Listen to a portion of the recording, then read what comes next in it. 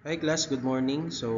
This is Sir Meko, and in this week we are going to tackle about the subtopic number three, which is the sampling techniques. So previously in our topic, we discussed or you know about the types of data and the different methods of data collection. No? So ayan, let's start. So yun class, so let's start, no? So first, let's define what is sampling. So sampling is the process of selecting a subset of individuals or elements from a larger population for study.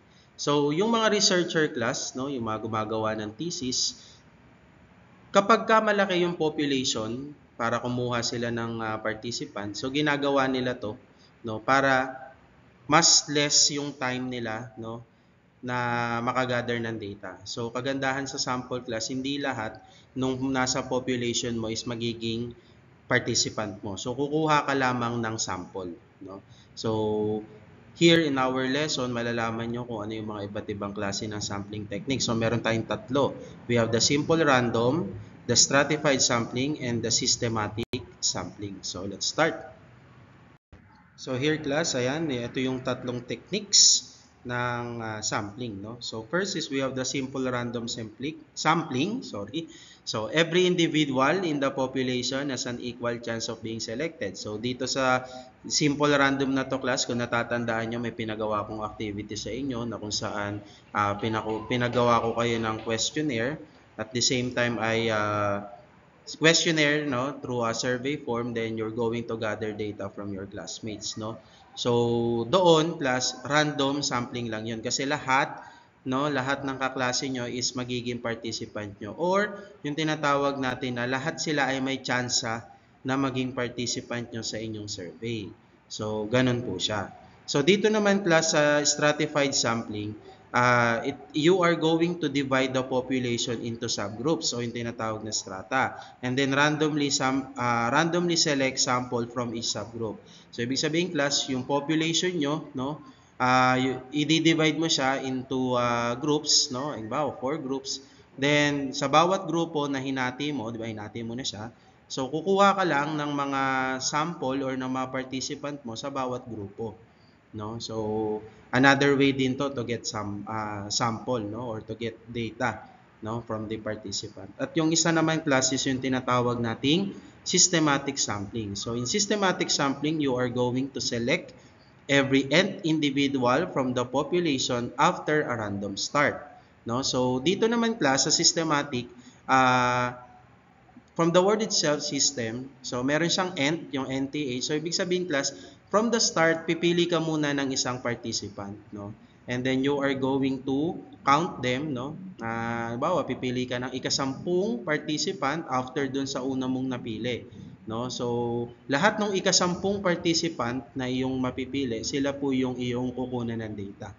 No? So mamaya, malalaman nyo pa yung iba pang impormasyon tungkol sa mga to. Dahil meron tayong mga scenarios at kung paano siya ginagawa. No? So yun. Let's proceed to our different examples.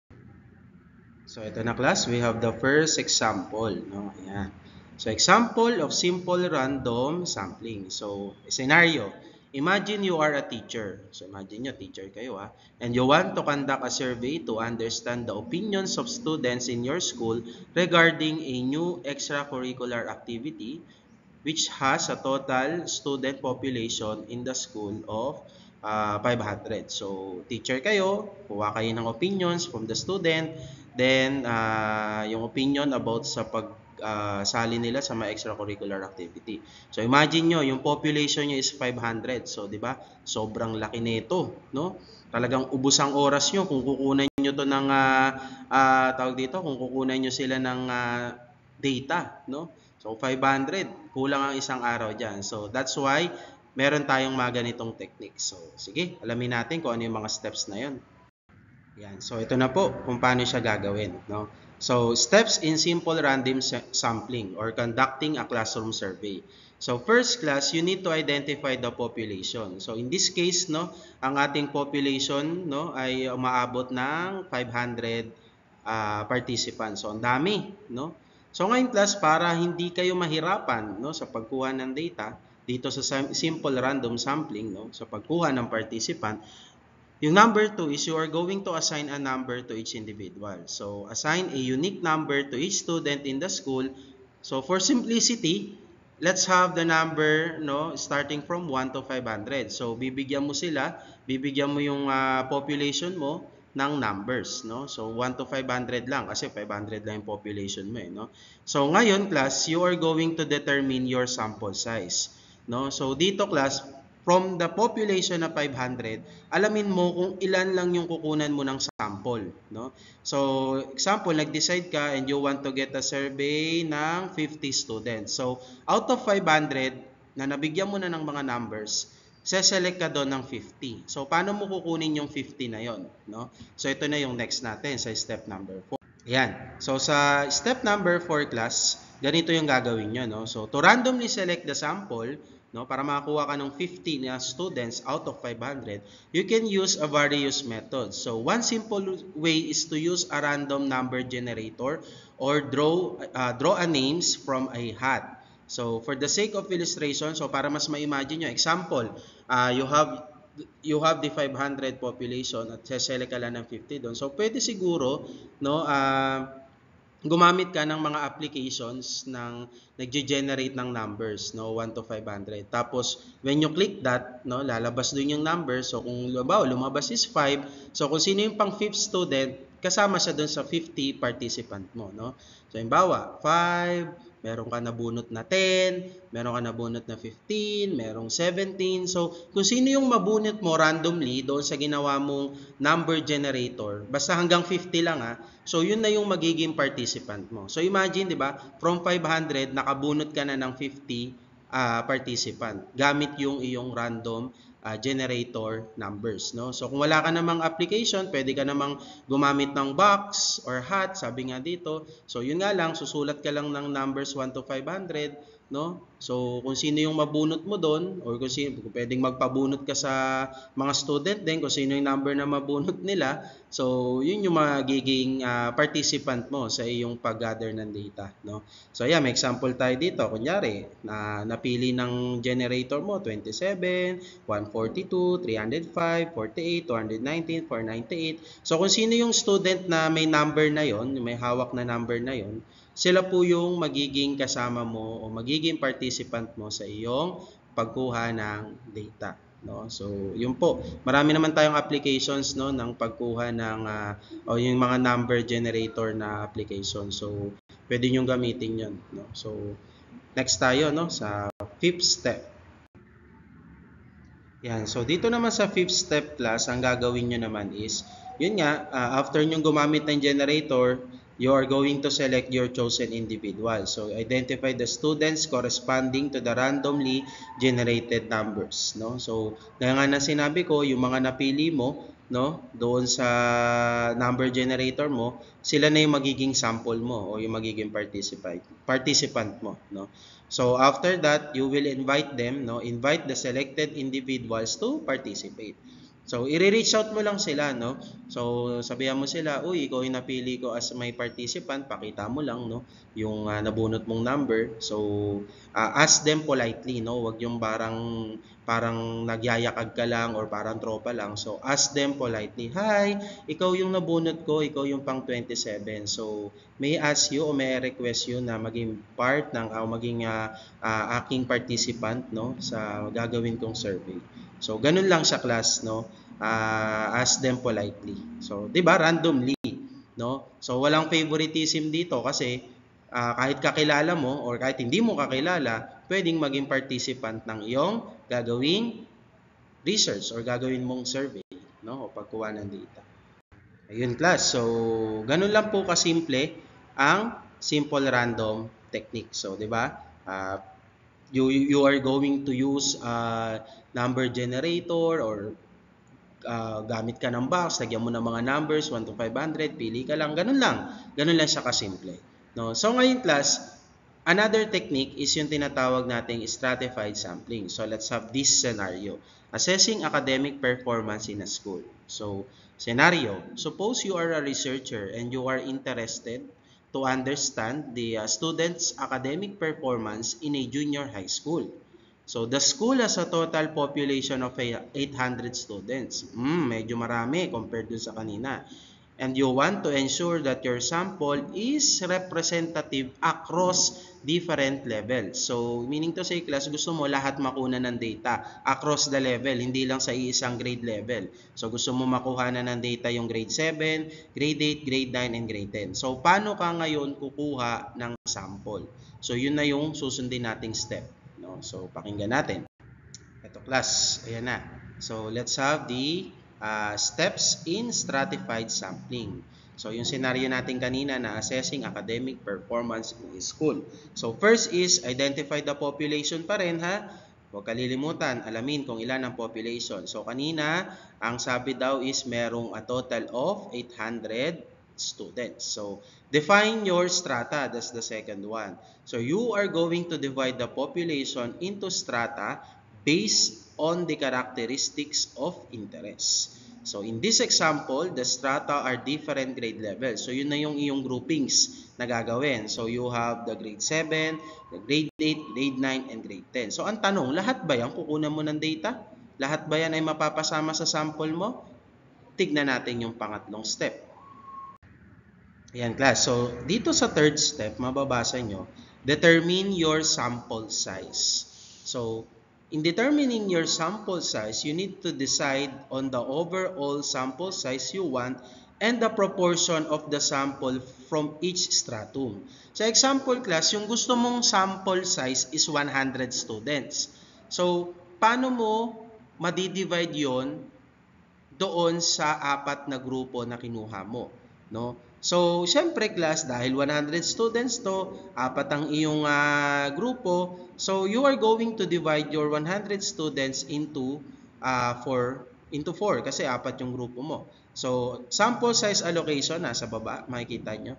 So, kung grade 7, kailangan meron kang 25 students. Ganon din sa grade 8, 25. Ganon din sa grade 9, 25 students. Then, and sa grade 10, you have 25 students. So, dapat proportion, no? Dapat equally distributed yung pagkuha mo ng participant. So, hindi pwedeng may lalabis, hindi pwedeng may kulang. So, dapat eksakto siya, no? Para maging fair ka rin sa iyong kukunan ng data, no? So, yun yung isa sa kagandahan sa stratified sampling. So, dapat, pag sinabing divide and proportion siya, dapat equally lahat ang iyong grupo, no? Equal lahat ang bawat participant. So, punta tayo sa step number 4. So, sa step number 4 class, na-divide mo na sila, bigyan mo na ng number of participant bawat grupo.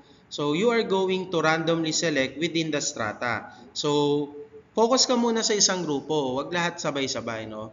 So, randomly pipili ka kung sino po yung iyong kukunan ng data. So, use a random sampling within each stratum. Again, strata or stratum is yung grupo na ginawa mo to select the specified number of students, no? So, you can use methods like a random generators or a random sampling technique. So, for example, if you are using a random number generator, so generate 25 random numbers for each grade level. So, grade 7 ka, no? And pipili ka ng participant mo. So, mahirap kasi kung sunod-sunod 1 to 25. So, para may konting twist, no? Mag-random ka, no? Mag-select ka randomly. So, example, sa grade 7, gamit ka ng random generator. Una mong nabunot, 7. So, kung sino yung ika-7th person, no? So, siya po yung iyong unang kukunan ng data. So, ganun din sa ibang grade level. So, grade 8, grade 9, grade 10, ganun. So, after mo dun sa grade 7, punta ka naman sa ibang grade level. Kunan mo din sila ng data. So, select the chosen individual. So, yun nga, nasabi ko na, identify the students corresponding to the randomly generated numbers within each stratum. So, yun yung sinabi ko. No, pinag-isa ko na lang sila. Ayan. So, ganun lang po sa class, ha? No? So, dinivide mo sa apat. At the same time, ay yung apat na yon kukunan mo ng data bawat grupo. So, syempre, gumamit ka rin ng random generator. Or pwedeng ganun din yung hot gaya nung ginawa sa random sampling kanina. So, pero isang grupo muna yung kukunan mo, no? So, ganun lang siya. Then after mo sa grade 7, punta ka naman sa grade 8, di ba? So, ganun lang po yung paggamit ng stratified sampling. So, 'di ba, from 800 population naging 100 na lang. So, mas less, no, mas less yung time mo, mas cost effective. Ibig sabihin, mas makakamura ka, hindi ka kailangan gumastos ng sobrang laki, no? Kasi nga ginamit mo tong technique na to, no? So, yun. So we are done with the two sampling techniques. So, di ba, meron tayong simple random technique. So, meron tayong stratified sampling technique. So, let's have the last one, the systematic sampling. So, in this sampling, so meron tayo ulit scenario, no? So, surveying a customers in a shopping mall. Medyo malaki to, class. Shopping mall. Imagine, kanina nasa school lang tayo. Ngayon, pumunta naman tayo sa mall. Which is sa mall, tandaan natin, napakaraming tao dito. Hindi bababa ng 1,000 ang mga nagmo-mall araw-araw, no? So, scenario, imagine you are conducting a survey to gather a feedback from a customers in a busy shopping mall. So, the mall has a total population of 500 customers and you want to systematically get a survey and a representative for the sample, no? So, ayan, pumunta ka ng mall, kuha ka ngayon ng survey. Gusto mo makakuha ng feedback sa mga customers ng isang mall, no? So, paano yung gagawin mo? Okay, class. So, let's have the steps in systematic sampling, no? So, gaya pa rin ng mga nauna kanina nating sampling technique. So, number one pa rin is syempre, you need to identify the population. So, dun sa mall kanina, meron daw 500 individuals na nagsha-shopping, no? So, pangalawa, class, you are going to determine your sample size. So, ikaw mismo magdi-decide niyan as a researcher, no? So, decide ka lang kung ilan yung kukunan mo ng sample. So, out of 500, let's say you want to get a data or you want to get a participant, no, or 50 customers. So, 50 na participant or na customer yung kukunan mo ng data. So, in number 3 class dito, medyo may konting computation kayo pero napakadali lang nito, class. Napakadali lang, promise, no? So, you are going to calculate your sampling interval. So, yung sampling interval, class, ang symbol niyan is K. Tandaan nyo po yan, ha, K. So, pagdating nyo kasi ng grade 10, alam ko meron kayong research. Sa grade 12, meron din kayong mga ganyan research. At pag nag-college kayo, may mga thesis kayo, may mga research pa rin. So, tandaan nyo na ang symbol ng sampling interval is K.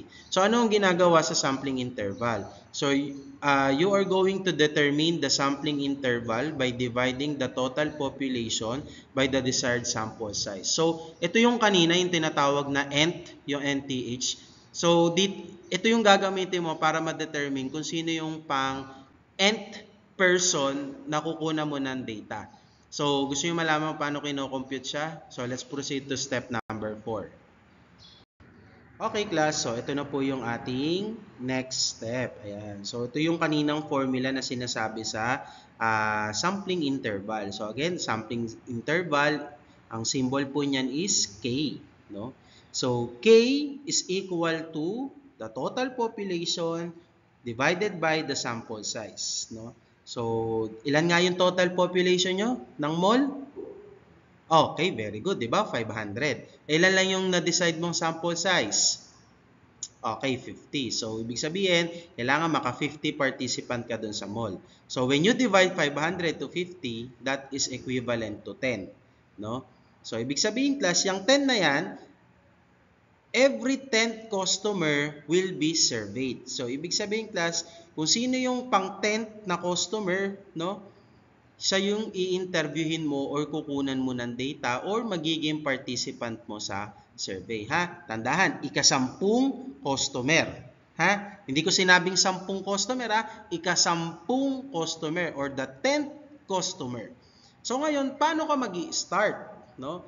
So sa systematic sampling, class, magi-start ka muna sa pagpili ng isang customer, random customer, no? Bahala ka kung sino yung gusto mong piliin, no? Ito lang yung magiging starting point mo, ha? Hindi pa 'to ika-10. Ito lang yung starting point mo.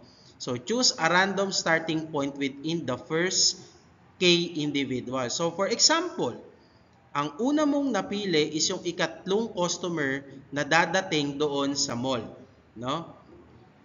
So, siya yung iyong starting point, yung ikatlong customer na yon, third customer.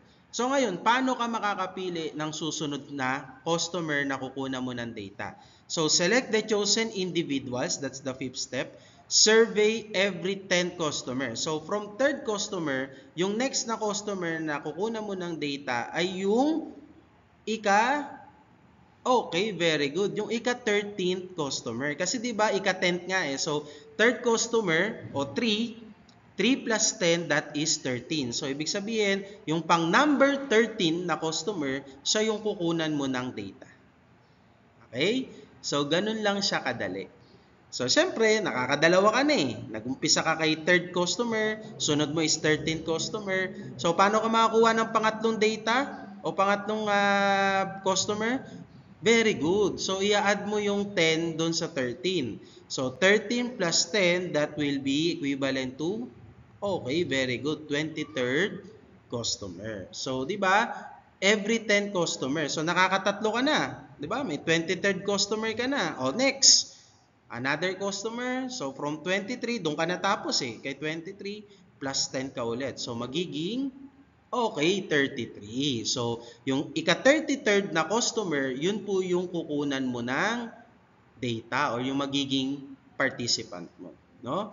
So, ganun lang isa. So, 33, add ka ulit ng 10. So, 33 plus 10, 43. So, ika-43 o 43rd customer, so siya po yung kukunan mo ng data. Very good, no? So, anong sunod ng 43? 44 ba? Hindi yun hindi yun yung 44 ang kukunin mo. 43, mag-plus ka ulit ng 10. So, 43 plus 10, that is 53. Very good. So, ika-53rd customer mo, yun po yung magiging participant mo sa iyong survey. So, and so on and so forth hanggang makakuha ka ng 50 participants. So, ganun lang siya kadali, class. That's the systematic sampling, no? So ito magandang gawin to pag sobrang laki ng population, no? So ganun lang siya, class. So I hope you understand kung paano ginagamit yung systematic sampling. So ayan, class, so para mas maunawaan nyo palalo, ayan, meron tayong table dito. Example, ayan yung mga pangalan. So nag-start ka kunyari kay, another example lang to So, alimbawa, nag-start ka kay Almario. Ayan. So, si Almario is yung pang third customer. So, huwag nyo munang tignan yung pulang number, ha?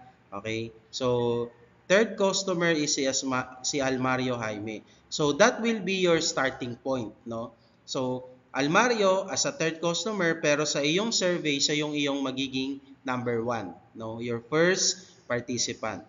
So, yung ikasampung customer after ni Almario, siya na yung iyong magiging second participant. So, sino po yung pangalawa na yon? So, Almario plus 10, that is 13. So, ang sunod mong magiging participant ay si Estacio Jefferson naman. So, siya kasi yung ika-13 customer mo. So, di ba 3 plus 10, that is 13. So, siya yung ikalawang participant mo. So, after ni Estacio, add ka ulit ng 10. So, 13 plus 10, that is 23.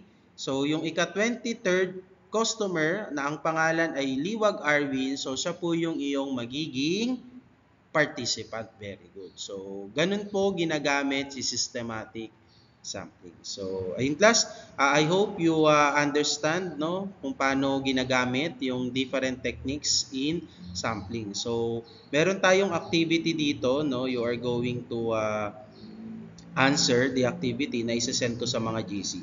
So, write it in your notebook, no? So, mga scenario lang to, parang ganun din, scenario, then you are going to choose kung ano yung pinaka the best sampling technique na pwedeng gamitin sa bawat scenario. So, that's it, class. I hope you understand our subtopic number 3. So, see you next week.